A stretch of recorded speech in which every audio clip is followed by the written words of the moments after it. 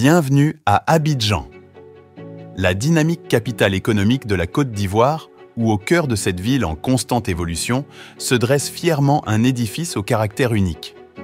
La pyramide, un chef-d'œuvre architectural de style brutaliste, trône majestueusement dans le quartier des affaires du plateau. Dans un paysage urbain qui évolue sans cesse, cette structure élancée de plus de 60 mètres de haut avec ses 15 étages se dresse en défi, rivalisant avec les gratte-ciel modernes du centre des affaires. Aujourd'hui, nous vous invitons à un voyage dans le temps, à la découverte des années 70, pour comprendre l'histoire fascinante de sa construction et les défis monumentaux qu'elle a dû surmonter pour devenir l'emblème qu'elle est aujourd'hui.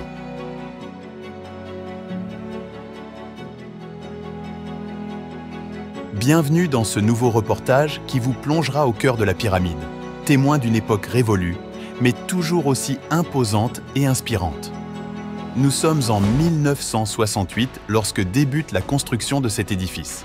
Centre commercial, Dame du Plateau, pyramide, tels sont les noms qui, au cours de la construction, furent progressivement attribués par les habitants à ce bâtiment. Sa conception avait été menée par l'architecte italien Rinaldo Olivieri dans un style brutaliste. Sa construction a duré 5 ans, de 1968 à 1973.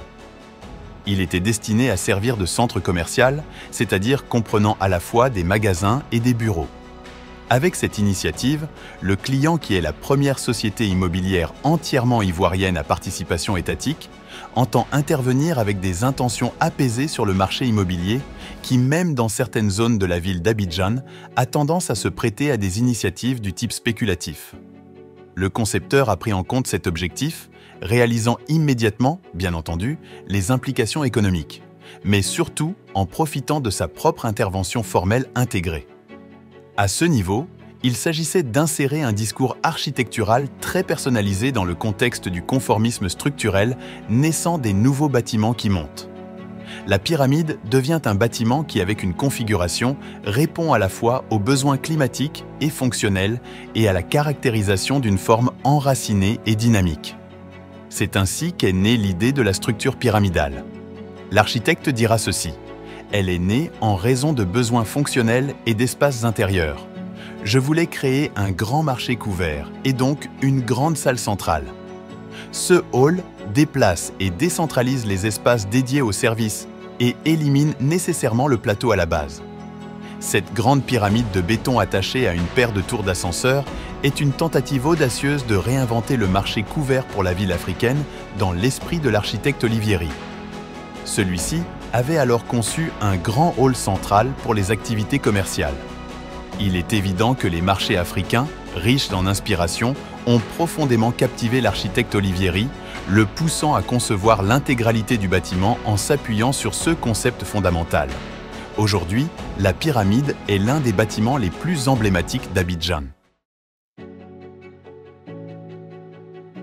Entourée d'une série de magasins, la salle occupant 2 étages est dotée de vitrines extérieures et intérieures.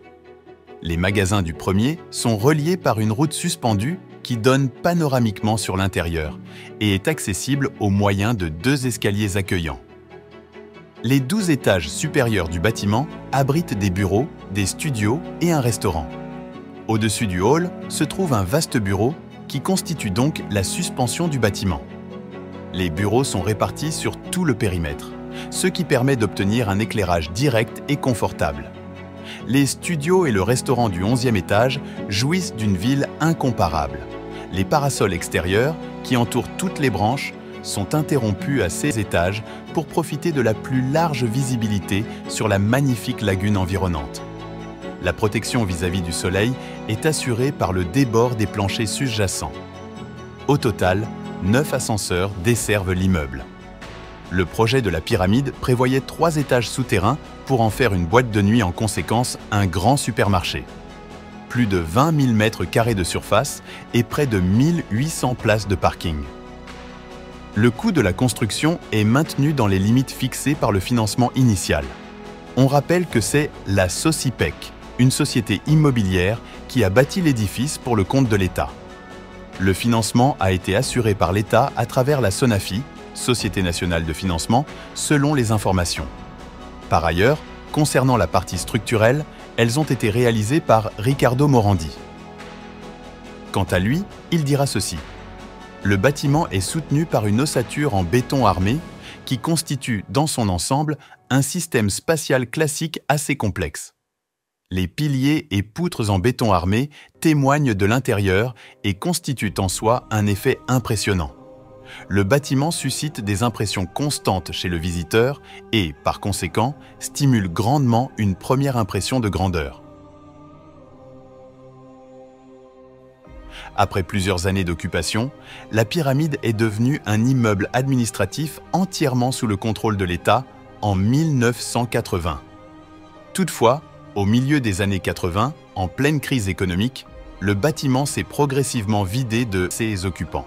Au fil des années 1990, il a connu une dégradation significative, atteignant un état insalubre et dangereux vers 2006. Malgré ses débuts en tant qu'immeuble administratif, la pyramide a finalement été abandonnée en raison de son état de détérioration et des défis liés à sa réaffectation. Cette histoire reflète les changements complexes et les difficultés rencontrées par ce monument emblématique au fil des décennies. En 2015, un incendie s'est déclaré au 14e étage de la pyramide, nécessitant une intervention immédiate des pompiers. Cependant, il convient de noter que la situation du bâtiment était déjà précaire à cette époque. En raison de son état de dégradation avancée et de son abandon, la pyramide avait été investie par des squatteurs depuis plusieurs années déjà. Des familles, confrontées à un manque de logement adéquat, avaient trouvé refuge dans cet édifice.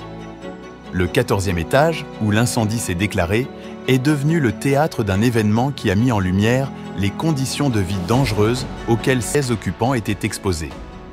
L'incident a ainsi révélé la nécessité urgente de prendre des mesures pour garantir la sécurité des personnes tout en mettant en évidence le défi que pose la préservation de ce bâtiment emblématique, témoin de l'histoire mouvementée de la ville.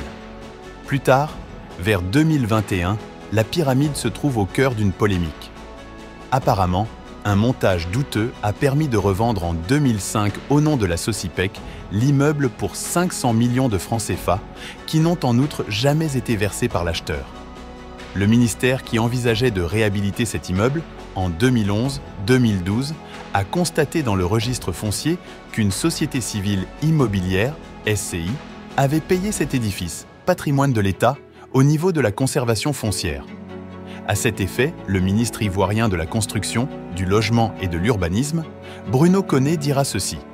Depuis 2008-2009, l'immeuble était inscrit au nom d'une société civile immobilière et donc l'État, après 2011-2012, a voulu réhabiliter l'immeuble. Nous nous sommes rendus compte qu'il n'appartenait plus à l'État.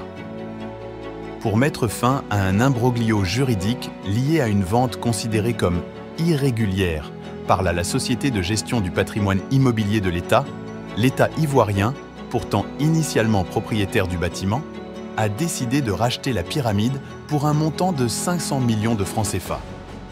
Ce bâtiment emblématique du plateau est considéré comme l'un des symboles du miracle économique de la Côte d'Ivoire dans les années 70.